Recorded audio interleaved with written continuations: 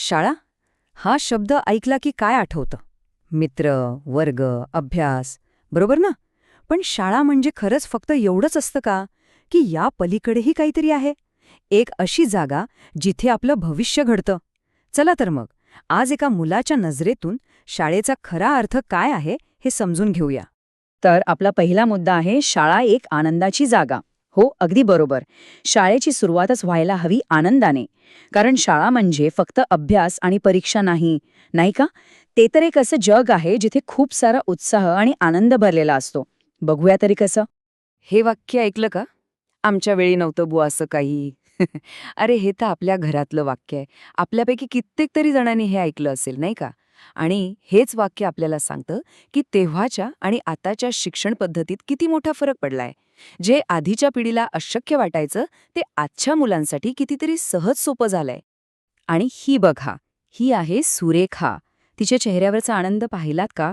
तोच सगळं काही सांगून जातोय. कारण तिच्या शाळेचा वाढदिवस आहे. आणि तिच्यासाठी हा फक्त एक साधा दिवस नाहीये, हा एक मोठा सण आहे, एक उत्सव आहे. हाच उत्साह, हाच आनंद आपल्याला शाळेचं खरं रूप दाखवतो. शाळा म्हणजे फक्त पुस्तकं आणि 4 भिंती नाहीत, तर ती एक अशी जागा आहे जिथे आयुष्यभर पुरतील अशा आठवणी तयार होतात. पण हा जो बदल आहे ना, म्हणजे झाडाखालच्या शाळेपासून ते आजच्या मोठमोठ्या सुविधांनी भरलेल्या इमारतींपर्यंतचा हा काही एका रात्रीत झालेला नाहीये.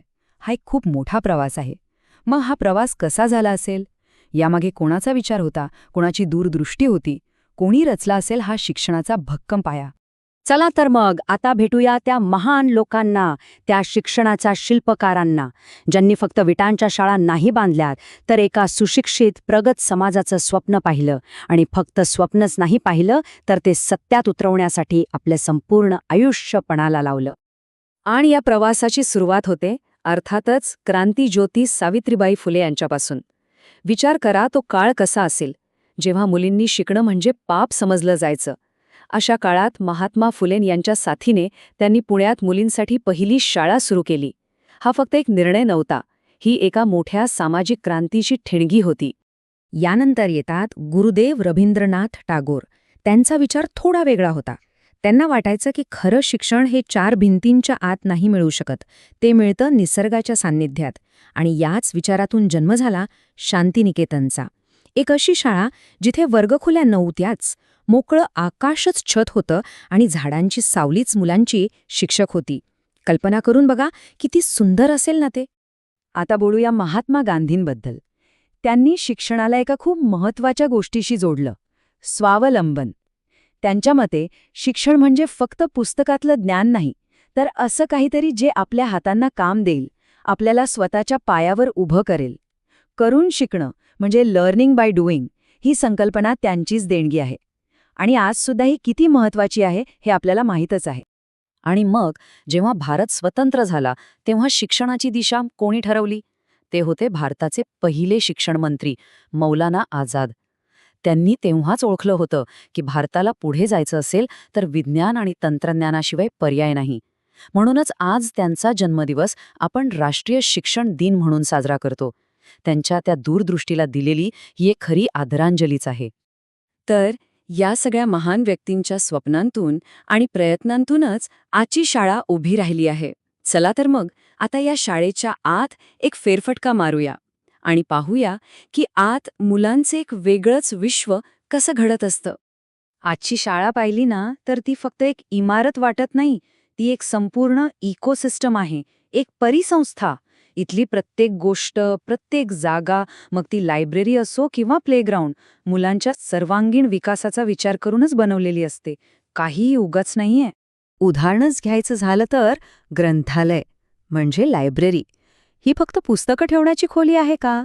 नाही, हे तर ज्ञानाचे एक अथांग विश्व आहे. आणि इथे एक छोटासा नियम असतो, पुस्तक वेळेवर परत करायचं. या छोट्या नियमातून मुलं जबाबदारीचा किती मोठा धडा शिकतात, नाही का? त्यानंतर येतो कम्प्युटर लॅब. आता हे फक्त कम्प्युटर ठेवलेले एक दालन नाही, तर हे आहे भविष्याचं प्रवेशद्वार. कारण उद्याच्या जगात टिकून राहण्यासाठी जी कौशल्य लागणार आहेत ती मुलं इथेच तर शिकतात. आणि हो, खेळाचं मैदान कसं विसरता येईल? हे तर जणू शाळेचं हृदयच आहे. इथे फक्त शारीरिक व्यायाम नाही होत, तर मन सुद्धा घडतं. जिंकणं, हारणं याच्या पलीकडे जाऊन टीम म्हणून कसं खेळायचं, खिलाडू वृत्ती म्हणजे काय, हे सगळं मुलं याच मैदानावर शिकतात. आणि शाळेचं सभागृह म्हणजे आपला असेंब्ली हॉल. ही एक अशी जागा आहे जिथे शाळेचं अख्खं कुटुंब एकत्र येतं.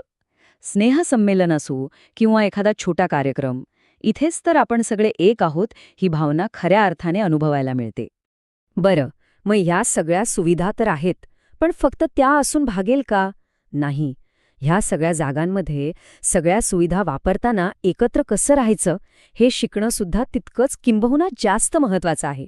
चला आता याच सामाजिक नियमांबद्दल बोलूया जे शाळा आपल्याला शिकवते. शाळेतले नियम आठवतायत? म्हणजे सगळ्या वस्तू काळजीपूर्वक वापरा, पुस्तकं फाडू नका, शाळेत स्वच्छता ठेवा. हे नियम म्हणजे काही बंधनं नाहीत. उलट या नियमांमुळेच आपण सगळ्यांच्या मालकीच्या वस्तूंचा आदर करायला शिकतो. आणि हीच तर सामाजिक जबाबदारीची पहिली पायरी आहे. पण एक प्रश्न उरतोच.